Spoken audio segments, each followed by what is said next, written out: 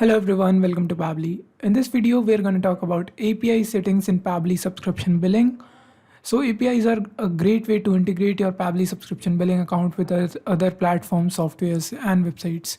So in Pabbly Subscription Billing, when you are logged in, you will go on settings and find the API settings. So you'll have your API keys.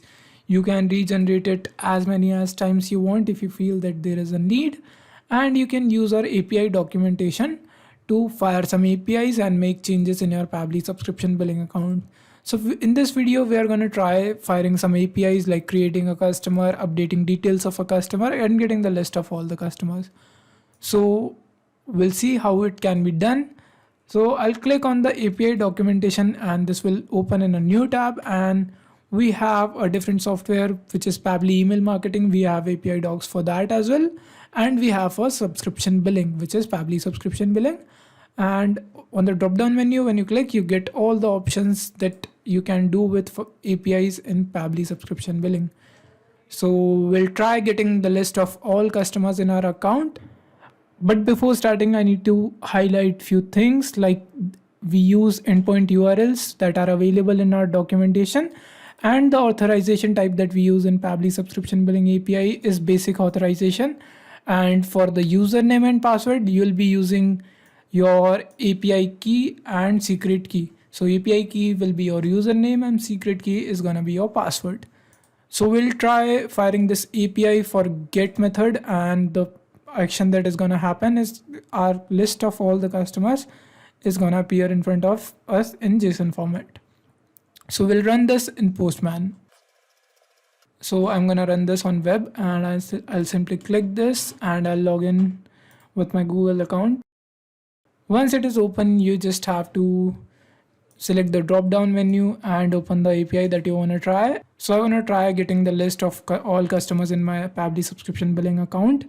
So I'll select this option, and the method is already selected. The endpoint URL is automatically filled. We just have to select the authorization and write our API key and secret key. So I'll copy it from my account and paste it on the Postman. So after this, we just need to fire the API. You see that the authorization type was automatically populated because of this documentation.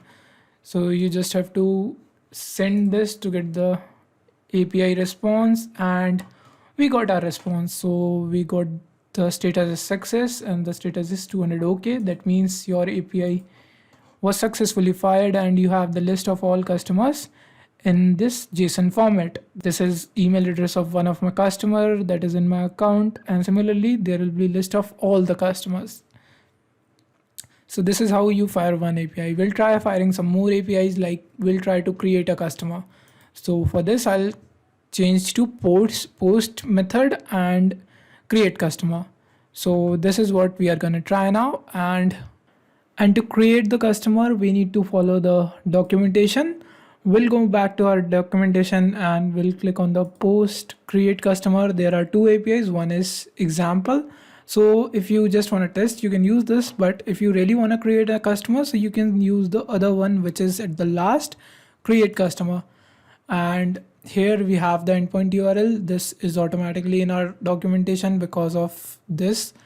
And then we need certain attributes that are required to make a customer in our Pabbly subscription billing account, like the first name, email address, and the last name. These three are mandatory details to create a customer. So we'll be needing this, and we have to use the variables as it is, like first name should be first underscore name, last name should be last underscore name, and the email ID as email underscore ID. So we'll copy this and paste it in Postman. So first name, we need to select the parameters. We'll write the first name, then the last name, and the email ID. So these are the three mandatory details to create a customer, but you can add as many as details that you want, like company name, website, phone number, billing address, shipping address, etc. For the attributes, you can use the form data to learn how to enter the variables, like zip code should be like this, and similarly you can refer it for every option. And now we'll go back to the postman. For this API, the name of the customer is gonna be John,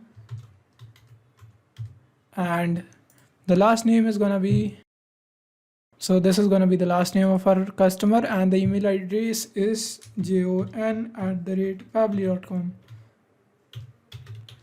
So this are the details of our customer. Now we just have to select the authorization, which is already selected, and this is the key and password that we have already entered because we fired the API before.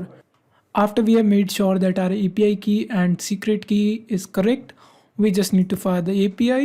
So I'll click on send, and our customer has been successfully created. That the status is 200 OK, which means it was successful.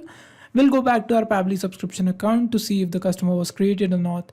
So I will just refresh this, and yes, here's my customer, the name that we chose, and the email address. So this is how you can use the create customer API, which is post method.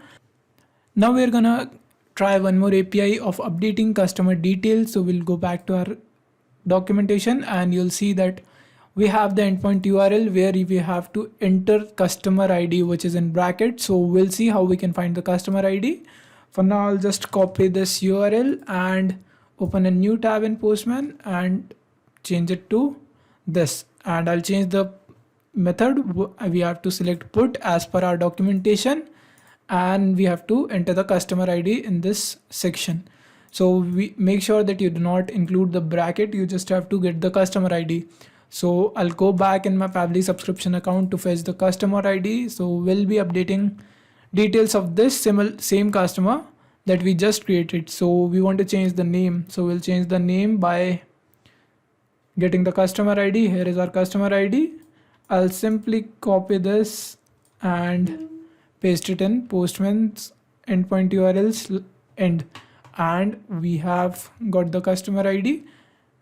And now we'll go back to the documentation and see what attributes do we need to update the details. So to update the details, all the variables are optional. Nothing is mandatory. If you want to update the first name, you just have to use the first name. If you want to update the last name, you can use the last name, and similarly other fields. So we'll try updating the first name.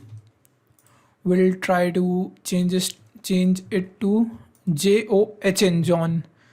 Right now it is Jon, John, and we'll change it to John, John. And we'll just go and check if our authorization is correct or not. So I'll go and select the basic auth, and I'll have to check it is 236 at the end, and in this, yes, it is same. So we'll make sure that it is correct, and after we are done, we just have to fire the API, and yes, we got the successful message 200 OK. That means it was successful, and customer profile updated successfully. We'll go back into our account to see the change, and yes, you see that our customer's name has been changed. It was Jon, John, now it is John, John. So this is how you can use API, and you can refer to this API documentation. We'll provide you the link. And if you find anything difficult, or if you have any questions, let us know at admin@pabbly.com. Thanks for watching.